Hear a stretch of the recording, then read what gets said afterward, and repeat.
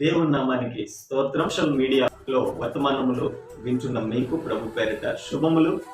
గడిచిన 2 సంవత్సరాలుగా దేవుని పనిని, గొప్ప పనిని జరిగించుటకు దేవుడు తన అత్యంత మహాకృపను చూపించాడు.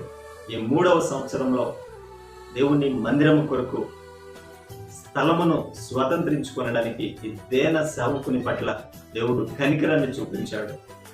దేవుని చిత్తమైతే త్వరలో దేవుని మందిరము నిర్మాణం ప్రారంభించాలి అని ఆశిస్తున్నాము. దేవుని మందిర నిర్మాణము కొరకు దేవుడు తన అదృశ్య హస్త బలము చేత మందిరమును నిర్మింప చేయునట్లు దయతో మీ అనుదిన ప్రార్థనలో జ్ఞాపకం చేసుకొనవలసినదిగా తెలియపరుస్తూ ఉన్నాను. ఈ పరిచర్య క్షేమమును, పరిచర్య ఆశీర్వాదమును కోరుకునే వ్యక్తులుగా మీ ప్రార్థనలే ఈ పరిచర్యకు బలమని తెలియపరుస్తూ ఉన్నాను. తప్పక ప్రార్థిస్తాను.